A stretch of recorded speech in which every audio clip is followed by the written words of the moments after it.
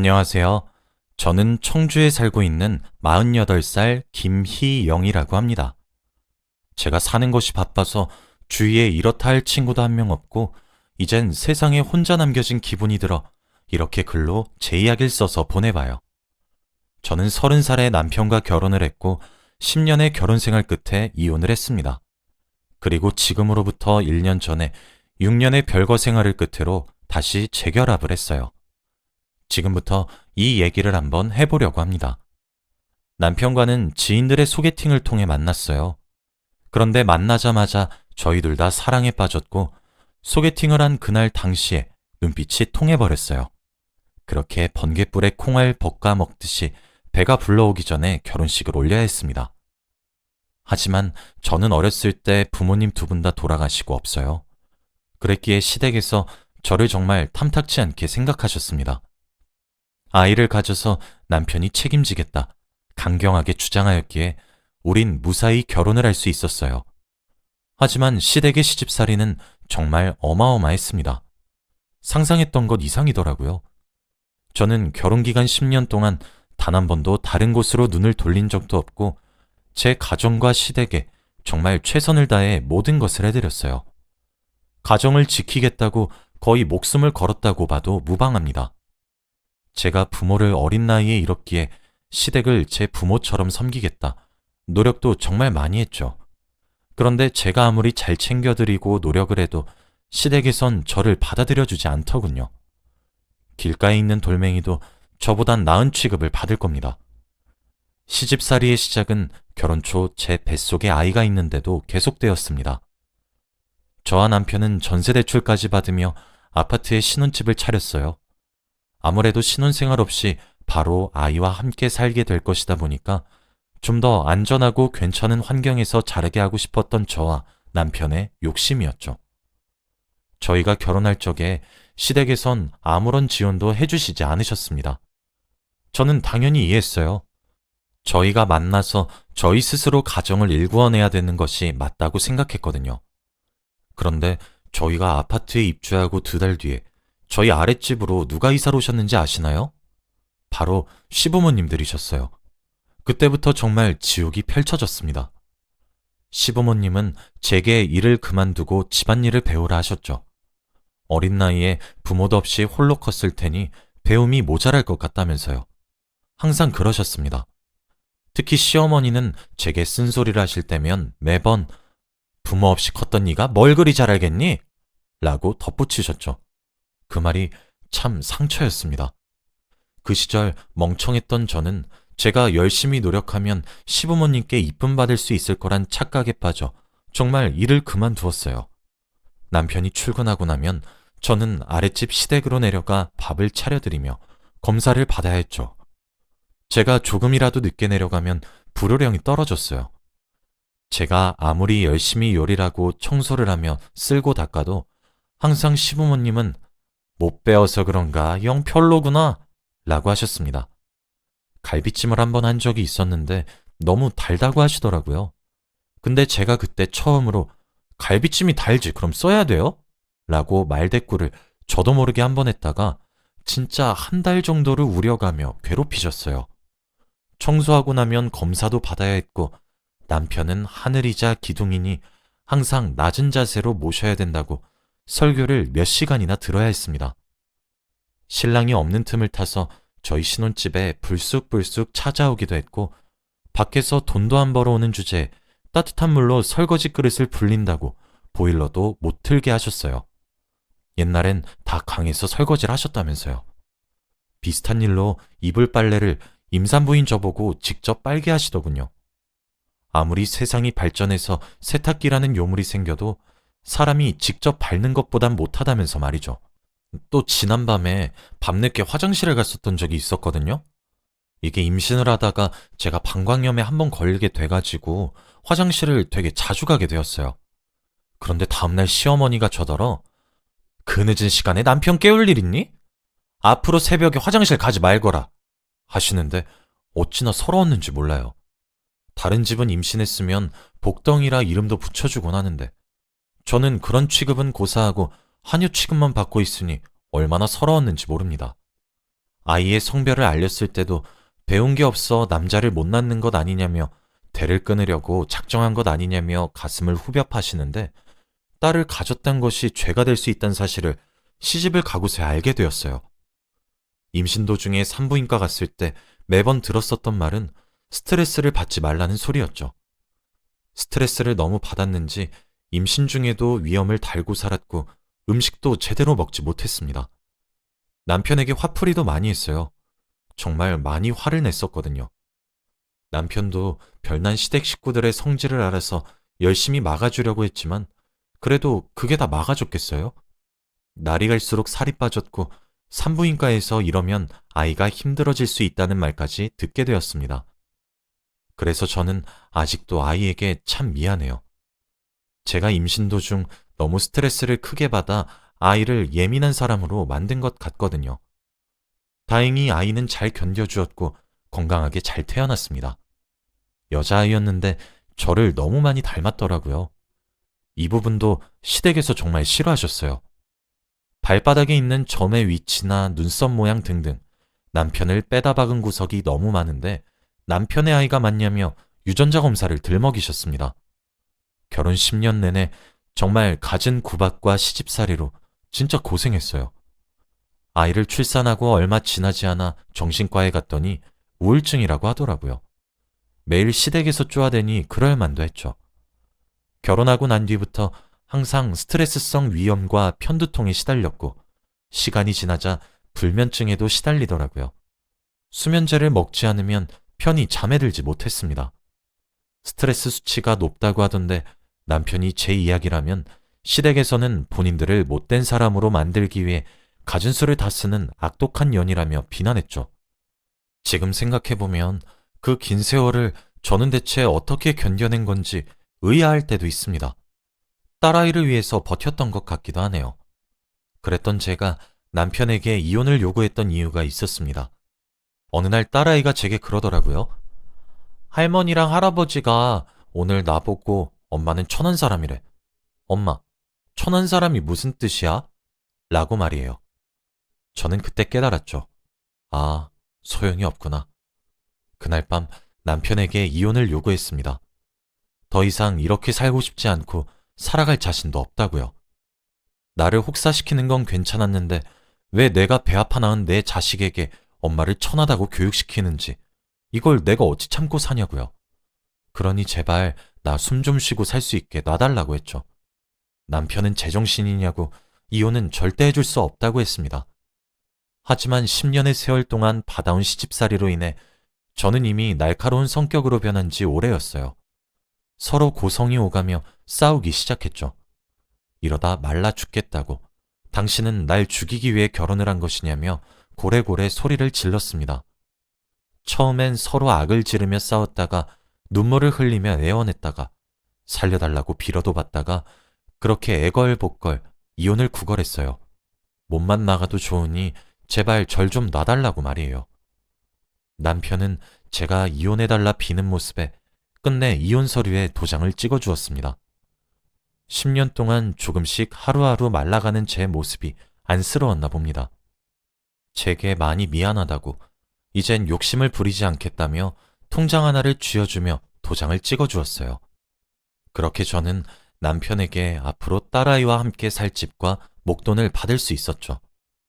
다행히 남편은 제가 딸을 데리고 나가 살길 바랬고 자신은 2주에 한 번씩 딸을 보게 해달라 부탁만 하더군요. 그렇게 그 지긋지긋한 곳에서 탈출할 수 있게 되었습니다. 이혼 후 저도 집 근처에 있는 조그마한 식당에서 일을 할 수 있게 되었어요.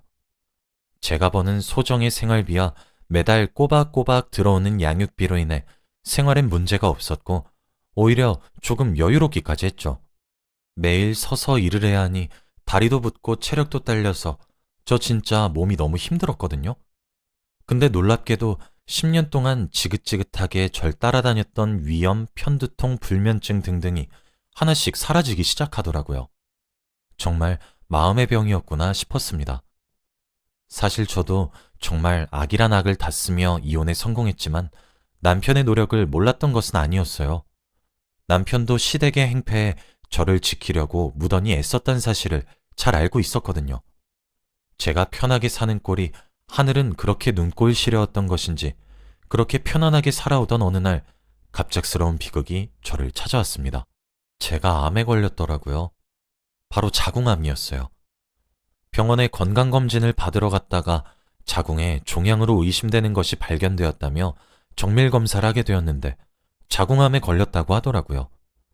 자궁의 악성 종양이 이미 다른 기관까지 전이되어 있기 때문에 길어봤자 18개월밖에 살지 못한다고 했습니다. 시한부 인생을 살게 된 것이죠. 사람이 언젠가는 죽는다는 사실을 알고 있었지만 딸은 엄마 팔자를 담는다고 하더니 제 딸도 저처럼 어린 나이에 엄마를 잃을 생각을 하니까 눈물이 앞을 가리더라고요. 그리고 미친 듯이 화가 나기 시작했어요. 내가 결혼해서 그 개고생만 덜했어도 우리 딸과 더 좋은 추억을 만들었을 것이고 지금보다 덜 아팠을 거라는 생각에 정말 시댁 식구들이 원망스럽더라고요. 암을 판정받은 뒤로 10년 동안 참는 것만 할 줄 알았던 제가 다혈질적이고 욱하는 성질로 참 많이 변했습니다.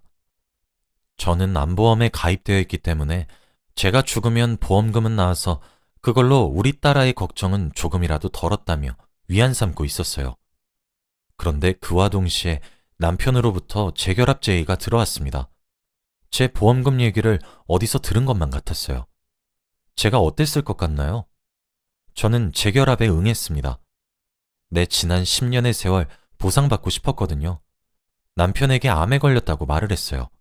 그리고 재결합을 받아들였죠.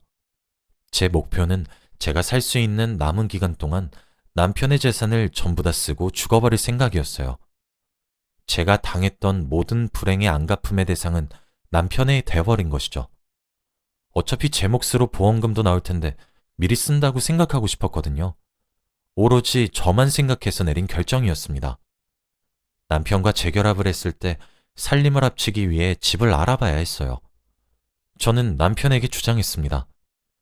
난 시한부로 살아봤자 내가 얼마나 더 오래 살겠냐고 말을 하면서 인생을 살면서 한 번 정도는 드라마에 나오는 펜트하우스 같은 곳에서 살아보고 싶다고 했죠.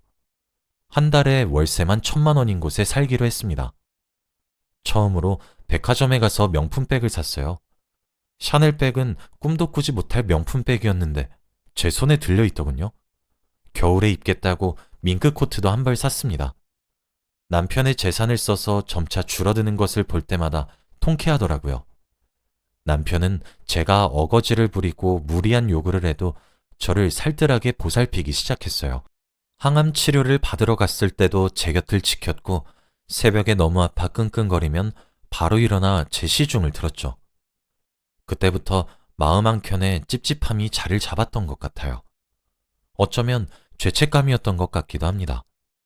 제가 남편에게 복수하는 짓은 어쩌면 타당하지 않은 짓이니까요. 그렇게 4개월이 지났어요. 아침에 눈을 떴는데 그날따라 몸이 가볍더라고요. 오랜만에 기분 좋게 잠에서 깨어 아침상을 차리고 있었습니다. 평소엔 저보다 일찍 일어나 아침 준비를 하던 남편이 늦잠을 자더라고요. 아침을 다 차린 후 아이를 학교에 보내고 남편을 깨웠어요. 그런데 남편의 몸이 차가웠고 딱딱했습니다. 알고 보니 남편은 사망한 상태였어요. 잠을 자다 죽었으니 호상이었죠. 너무 놀라 발도 안 떼어질 정도였고 가까스로 119에 전화를 해 신고를 했죠. 그렇게 알게 된 사실은 너무 충격적이었습니다. 사실 남편은 대장암 말기에 걸려 투병 중인 상태였고 제게 재결합을 권한 이유는 제 보험금을 노린 것이 아니라 자신의 죽음으로 제가 보험금을 탈 수 있게 하기 위한 것이었어요. 남편의 보험금은 무려 7억이나 되더군요. 저는 정말 다시 살게 된 4개월의 시간 동안 남편의 병색을 전혀 눈치채지 못했습니다. 정말 멀쩡했거든요. 진짜 믿기지가 않더라고요. 무슨 정신으로 남편을 떠나보냈는지 잘 기억이 나지 않아요. 저는 그냥 저희가 살았던 펜트하우스를 벗어나고 싶기만 했습니다. 이사를 하기 위해 짐을 싸던 도중 남편의 유품 사이에 편지 한 통을 발견하게 되었는데 편지에는 이렇게 쓰여 있었습니다. 여보, 나야, 당신 남편. 당신을 만났었던 그날의 봄을 아직도 난 잊지 못해. 며칠 전에 건강검진 갔다 왔는데 의사 선생님이 대장에 종양이 있는 것 같다고 하는 거야. 그래서 정밀 검사를 했는데 그게 암이라고 하더라. 심지어 너무 늦게 왔대. 대장은 말기래. 나보고 길어봤자 6개월 살 수 있을 거라고 하더라. 난 그래서 내가 죽으면 받을 수 있는 보험금부터 알아봤어. 7억 정도였지. 이거 당신 주려고 재결합하자고 말한 거야. 우리 집 사람들이 당신에게 얼마나 많이 죄를 지었는데 내가 무슨 염치로 사랑하는 당신에게 재결합을 권하겠어. 이번에 나올 내 보험금 빌미로 당신에게 재결합하자고 권유한 거였어. 근데 당신도 암에 걸렸다고 하더라? 정말 세상이 무너지는 기분이었어. 내가 죽고 나서 당신이 혼자 우리 딸내미 키우는데 도움되라고, 이제 자유롭게 잘 살아가라고 그렇게 남겨주고 싶었던 돈이었는데 어떻게 해야 될지 모르겠다, 정말. 그래도 당신 끝까지 치료 포기하지 말아줘. 우리 아이를 생각해서라도. 나는 우리 딸아이에게 좋은 남편이 돼주지 못했고 당신에게도 좋은 남편이 되어주지 못했어. 당신이 시집살이 시달려서 매일 밤마다 수면제 먹어가며 겨우 잠에 드는 모습을 지켜보면서도 내가 적극적으로 당신 보호해주지 못해서 정말 미안해. 당신이 죽을 날 받아나서 하고 싶은 것들 다 해보고 싶다고 했을 때 사실 너무 기뻤어. 그 소원 또한 내 소원과 같은 것이었거든. 당신이 이 편지를 읽고 있을 땐 이미 내가 세상을 떠난 뒤겠지만 그동안 너무 행복했어. 많이 미안했고 정말 많이 사랑했어. 앞으로 잘 지내길 바랄게. 당신의 병도 내가 하늘로 떠나가며 다 가져갈 수 있게 할게. 힘내서 잘 살아가길 바래. 내 모든 재산과 보험금의 수익자는 전부 당신이야. 그동안 미안했고 고마웠던 마음을 돈으로 대신하는데 당신에겐 한없이 줘도 보상이 되진 않겠지만 부디 받아주길 바래. 남은 생도 당신 후회 없이 살아줘. 우리 집안 사람들이 달라고 해도 절대 돈 떼어주지 마. 전부 당신 거야. 그럼 잘 지내? 라고 적혀 있었습니다. 남편 또한 암에 걸렸었던 사람이었고 제게 모든 재산과 보험금을 주기 위해 재결합을 권유했다는 사실에 정말 제 이성이 나갈 것 같더군요. 얼마나 오열했는지 몰라요. 탈진을 몇 차례나 하고 겨우 그 집을 나와 살기 시작했습니다. 남편이 죽고 다음 생은 아프지 않고 건강하게 태어나고 아무에게도 치이지 말고 본인을 위한 인생을 살았으면 좋겠다 싶어 49제를 지내게 되었습니다. 제가 정말 기가 막혔던 것은 뭔지 아세요? 남편이 죽은 지 49일도 채 되지 않아 시댁 식구들이 릴레이 하듯 쪼로로 절 찾아와서 남편의 예상대로 재산과 보험금을 달라고 했기 때문입니다. 제게 뭐 해준 것이 있다고 남의 자식 목숨값을 가로채냐고 되묻더군요. 저는 남편의 말대로 시댁에 돈 한 푼 떼어주지 않았고 저를 찾아오기만 하면 경찰을 부르기 시작했어요. 독하다. 어떻게 저런 애가 있냐. 온갖 소리에도 반응을 하지 않았고 법적으로 조치를 취하기 시작했죠. 그랬더니 절 달래면서 회유하려고 들더라고요. 이름보다 야, 너 이런 말로 부르던 사람들이 아가 라고 부르는 꼴이 어찌나 우습고 기가 막히던지. 결국 법적으로 조치를 시작했고 시댁 식구들은 오만 욕을 다 하고 제게 떨어져 나갔죠. 그리고 지금 겨우 10대 중반인 딸 아이를 위해 돈을 모으기 시작했습니다. 저도 곧 이 세상에서 사라지게 될 테니까요. 그런데 제게 기적이 일어났지 뭐예요? 병원에서도 말기암이라고 고개를 절레절레 저었던 제가 기적적으로 암을 극복하게 된 것이었어요. 사실 남편이 저와 재결합을 하고 난 뒤에 키토산을 매일 먹였거든요. 이걸 먹고 암이 난 사람들의 사례가 많다고 하면서요. 편지에도 남편이 제가 아픈 것까지 전부 들고 하늘로 간다던데 실로 그 기적이 일어난 것인지 뭔지 극적으로 완치 판정을 받게 되었습니다. 병원에서도 정말 기적이라며 혀를 내두르더군요. 아마 평생을 조심하며 살아야 되겠지만 말이에요. 이렇게 차갑고 매정한 세상에 딸아이가 혼자 보내게 될 많은 시간들의 한숨만 나오고 눈앞이 깜깜해졌는데 제가 곁에서 지킬 수 있게 된 시간이 많이 늘어 참 다행이다 싶습니다. 저는 기적을 믿지 않았던 사람이었어요. 하지만 이젠 저와 제 딸아이를 지켜주는 누군가가 곁에 있는 것만 같아 마음이 참 든든합니다. 제 긴 이야기를 들어주셔서 감사해요. 앞으로는 하늘로 가 있는 남편에게 항상 고마워하면서 살려고 합니다.